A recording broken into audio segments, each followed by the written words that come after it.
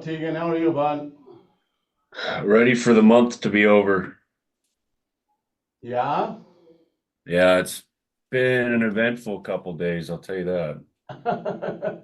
Good, bad, ugly? All of the above. Pretty much everything. I got two properties live last week.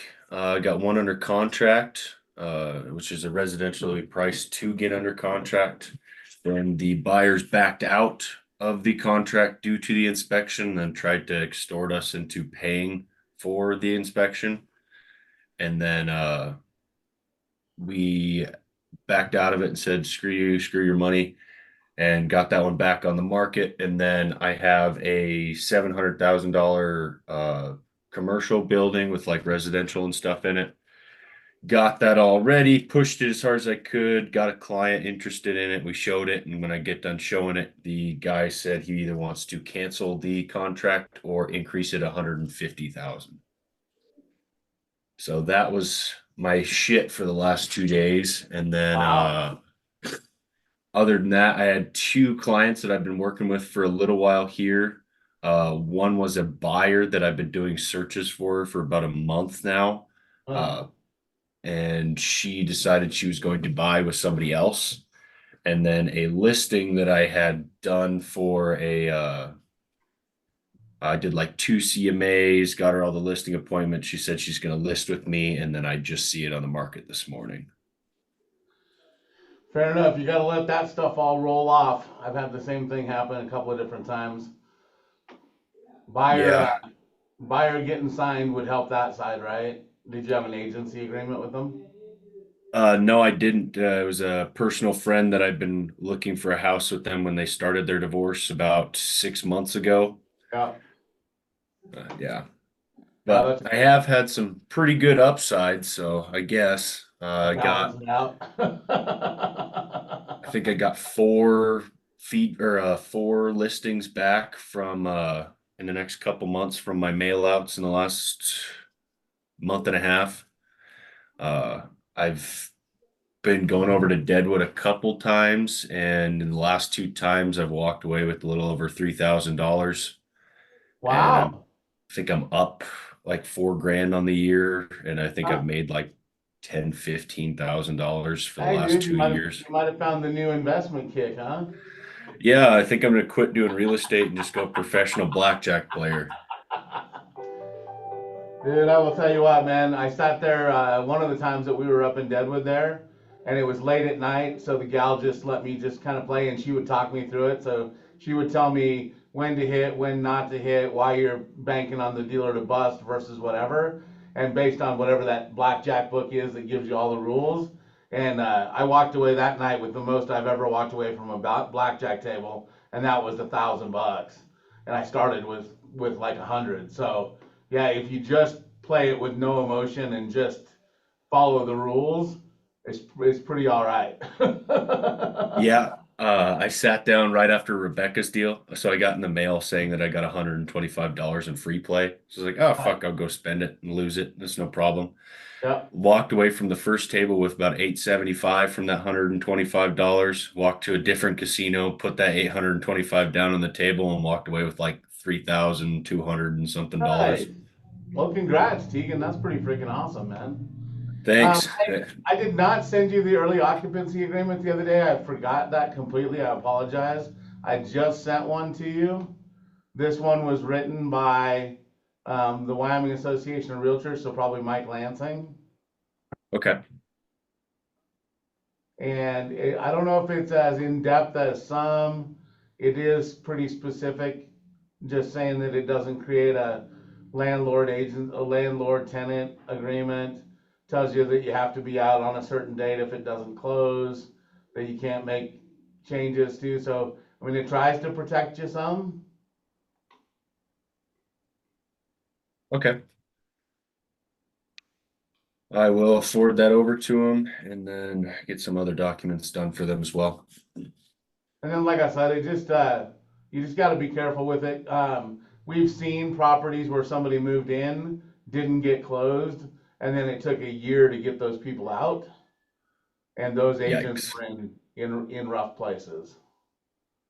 And when I say we've seen, I've heard stories, credible stories of situations from buyers and sellers about agents that allowed those to occur. And I don't know that it was the fault of the agent because I'm sure the people were probably like, yeah, sure, let's do it. But just advise the living hell out of them first and make sure they understand what the consequences could be. Okay. Yeah, that's no problem. Uh, kind of off contract kind of question for you. Sure. So I put in a contract that we'd have a pre-approval in 5 days. Didn't think anything of it. I talked to them and they said, yeah, no problem. 5 days came up. They did not have me a pre-approval. They were waiting for her. She got a new job, like with a new district. She's a teacher.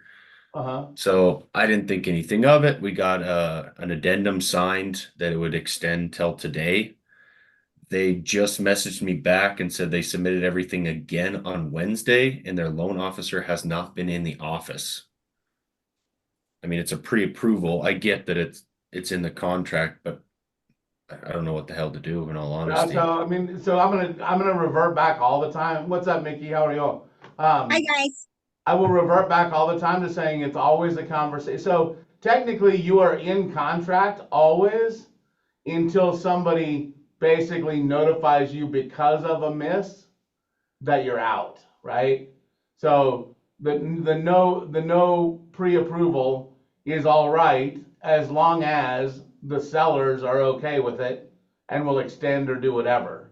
So it's always a conversation about what it is. So reaching out and touching base, and I know it sucks, but reaching out and touching base with that agent and saying, hey, here's the situation we're in. They've got all their stuff in. Have you talked to the lender at all? I have not, and I've asked for his contact information twice now, and I know it's a VA guy, but I Like have not Veterans been able to get United it. or something? Yeah. Yeah, so well, I mean, basically you're gonna have to just reach out to that agent and say, hey, they're still working on it. I don't have a pre-approval letter for you yet. If you could get some sort of indication from whoever the lender is as to, what they've done or what he's looked at. It's so hard because it literally takes somebody like 30 seconds to do a pre-approval. Yep. Basically, you're not verifying anything until afterwards. So it's hard to believe that they can't get a pre-approval quickly. Do you Are they have work? another, do you have another lender in town that you could get them to get a pre-approval real quick? I mean, I definitely could. I could give them both a call. I'm sure I could get one in the next 30 minutes, but where they've already been working with it, I don't want to waste somebody That else's doesn't time. matter. I mean, here's my gig if I'm you, Tegan. Hey, look, I know I send all my folks to you. Here's the deal. These folks are probably not going to end up with you, but there may be an opportunity, depending on what fees and stuff are. They're working with somebody at Veterans United or whatever. If I send them over to you, could you get me a pre-qual quickly so that we can get this, continue to stay in contract? And then we work out the other part later kind of thing. And then I call my folks and I say, hey, look, here's the deal. If he's not in the office, today's the deadline for the pre-qual. We need a pre-qual for you. This is my local lender. They do a great job. Doesn't mean you have to go with them. It will give you a second opportunity on the table, but these guys can get us a pre-qual today so that we don't miss the opportunity to stay in contract today. Okay. And Is the then buyer Veterans United?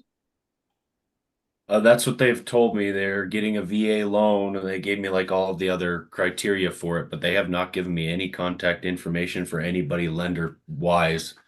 This is the second time they said they have submitted something to them, but their loan officer has not been in the office, so they are waiting for him to send them over everything. So that might be BS because I worked with Veterans United. I quit them, but they will drive they'll drive you nuts how much they're on you, like, stink. They're loan people. And so you might not be getting the full story. Just, Yeah, and you I know, don't think Tegan knows that it's Veterans United. I just threw oh, that name out there. oh, okay, okay. Any one of those, I agree with you though, Mickey. So Yeah, the other thing that will do, Tegan, is if they say, no, we're not giving them our stuff, then who knows, maybe they're stringing you along and maybe that's the deal. And maybe right, you gotta let them know, hey, look, we're gonna be out of contract if you don't get us a pre-qual letter by tonight at 5. right. Exactly. And sometimes it's okay, Tegan, to to be that way if you have to be, because otherwise I don't know about you, but in the old days, I'm still a stress bucket, but I don't stress bucket about that kind of stuff anymore. Yeah, no, I honestly wouldn't on a regular basis, but I've had two fall out of contract in the last 48 hours. I still have a decent amount on the closing book for the next till the 25th of next month. So I'm not that worried, but I just don't want to lose three in a matter of a week. Like Yeah, that's still pretty tough. I don't know. yeah, And it may be just one of those things where you gotta baby those guys a little bit more. I don't know what your relationship with them is, right? But it might be one of those ones where you're picking up the phone, dialing them and going, hey, tell me where you're at. Okay, so you got all that stuff in. Do you want me to call your lender and check and see what you got? Will you give me permission to do that? And maybe they just need help out, right? Okay. So, okay, so I don't really have anything today specifically. I have not seen, the new forms were supposed to be out on Monday and I have not seen them yet. Um, which doesn't really change anything for us. Any questions on other contracts that you're in, other forms that you use? What's up, Hannah? well, this is good. I mean, I was expecting a crowd because of the new forms thing, so we'll work on that probably next Friday then, right? Well, I got to get the new forms and we got to make sure that we're all square with them and stuff like that. We're Okay, getting well, no the stress. clauses looked at this next week, so we'll see what we have to do. Okay. Well, I have one. I have it's my deal that I'm doing for me. Do you want me to Yep, ask my question now? So, okay, so we did some upgrades, right? yep, And I just got the price list. And so um I guess so I can take, but the upgrades don't eat up all of my commission, right? So is it okay to come back at them and say, in lieu of commission, upgrades, and then X amount of, like, I don't know, it's like $5,000 credit to the buyer? yep. That's okay. Yeah, Okay. as long as they agree, everything's Okay. okay as long as they agree to it. Okay. Coolio. Yeah, the upgrades did not come in as expensive as I was anticipating, so that's really good. So, The upgrades that you're doing are just in lieu of the commission, so there's no additional charge to you, right? right, right. Okay. Or we can just increase the charge to the purchase price, and then I would, I can, if I was them, I think that they're typically fairly, they probably don't want to do that, because then you run the risk of it not appraising on the other side. hmm hmm So, Well, and I would rather not show the income because of, like, I'm having to take money out of retirement, so I'm going to take a big tax hit there, you gotcha. know. So then Yeah, if I have that income, I'm just going to, what, a third of it's going to get eaten away by taxes, right? right. So cool. Okay. Well, that's helpful. I just want to make sure I was handling it the correct And they can way. take it off, they can take it off of purchase price, they can take it off of your closing costs, whatever. Doesn't Okay. matter. Cool. Oh, they could take it off purchase price instead of a credit. Good. Yeah. Okay. I don't know if they would. Yeah. That If might it be a sells, bridge too far if they're not super savvy. One, if it sells for less, then they're probably hurting their price point for any other new build they do Right. in the same situation. So Right. just depends on Right. what they got. Yeah. So, okay. Well, that's cool. All right. So then, Hey, Anna, are you there? Yes, I am. I'm just at work. No, that's okay. I just wanted to say hi. I don't think I've met you in person. So I just wanted to say hey and see if you had any questions or anything like that that we can answer. No, people need to like that chat, Okay. Thank you. You bet. Anything else you ran into, Tegan? Since you're a problem child this week? This month. No, not that I haven't personally run into lately. I'm sure you'll get a call from me eventually, but no, not really. Just kind of waiting on how the changes are going to go, how we're going to be continuing the conversation about commission. Really, I kind of just want to know about, I see that the uh, somebody's in another lawsuit from one of the MLSs that they're saying that this is against freedom of speech, the way that they were doing things now. So There's I gonna didn't be know all, if, I wouldn't stress about any of those. There's gonna be everybody that can feel like they can tag on will, and it's gonna change. Whatever we end up running with on August 17th will probably change a couple more times over the course of it. It just is gonna be what it is. I did get a response back from Mike Lansing. I talked to him yesterday, and he is okay with us putting in the lining out all of the sections in the contract that say we will pay 2.5%, 3%, whatever that fee is, to a buyer's agent, to an intermediary, to somebody working as a customer, or to a sub agent, and just putting in, and I don't know the exact language it will be yet, but seller agrees or will compensate a buyer's agent, um, fee to be determined, on best net offer or, best offer at sole discretion of seller, something to that effect. So we will be able to not put a specific amount out there and just say, yes, we're willing to compensate, get us an offer and let us look at it. So I think that's a win. I don't think that other people in your MLS or in Wyoming are necessarily going to write listing agreements that way, but it is within the parameters of the settlement. so should I consider starting to do something like that? I know how the I know how the Kaler team is doing it in that same kind of format. Do you think it'd be wise of me to start structuring my conversation like that and adding something in there? I mean, I wouldn't mind. So right now, there's an offer on your MLS. So I don't think it does you a whole lot of good to say, hey, let's wait and see if somebody includes an offer, because your offer is already out there. Can we not put anything in the MLS? I know we could put 0, but I could put it in the You can, but I think you'd be at a distinct disadvantage currently. okay.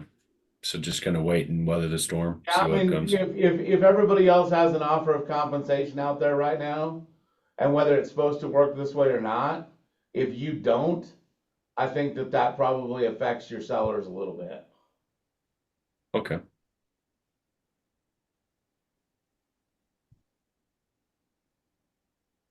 And then I think the way the discussion's gonna go is listing agreements are gonna basically be, hey, this is my listing fee, 2.5%, 3%, 3.5%, whatever you do. And that covers all of this. If an agent brings, and then basically you have 3 options on the other side. And I don't know, I don't believe in really digging into the settlement a whole lot, because I don't think people know or care that much. But I do think that when you have that conversation, then you're telling people, hey, so, and then on the other side, there's gonna be a couple of options. You can offer compensation to a buyer's agent, and we can decide on that now, da da da. Or you can say you won't compensate a buyer's agent, or you can say yes, you will, but not put a specific amount. And then somehow we have to structure that conversation to talk about the benefits of offering or the benefits of compensating, and then what advantages those are there to that, and then figure out what they want to do as an informed seller at that point. And that our fee will never change, right? Well, you can negotiate it, whatever you're gonna do, however much you're gonna do, what's right for the situation. And then if you pick a specific amount, which may be the right thing for your seller, maybe it's not, then somebody calls you, you're gonna have to communicate it.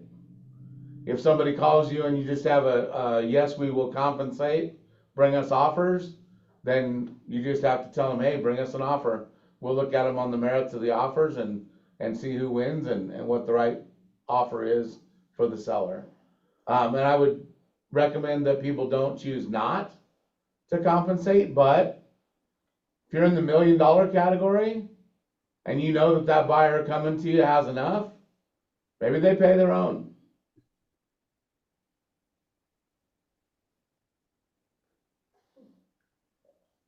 And then the two things that change just in the purchase agreement is it just says buyer's agent will be compensated and puts a percentage in there.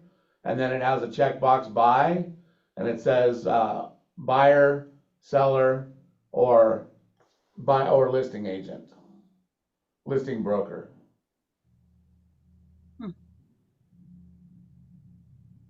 So just to, I know like nothing's final, but currently like we check seller and listing broker.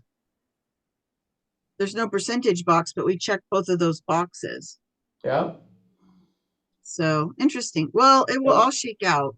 Well, and the real deal is, since you're probably not being compensated by the listing broker at that point, because the listing broker probably doesn't have something built in. If you call them and they say, because I think this will happen quite a bit when we call other agents. I think when we call other agents, we may find out that they're just offering something out there. And if that's the case, and it matches your buyer's agency agreement, then you're just gonna put that in the contract, right? And then you're checking listing broker. If the listing broker doesn't have a number, now it's probably coming from the seller. And if the seller's willing to pay the difference, if the buyer's willing to pay the difference, maybe it's seller and buyer, but we'll have to see. And then those are flexible too, right? We can negotiate those out both ways. So we'll figure it out. Yeah, we'll get there. Well, cool. Well, thank you. You're welcome. Good luck. Is that, when's that house supposed to be done? Well, so on our documents we've got 11/15, but you know, it all depends on how fast they get the permit from the city.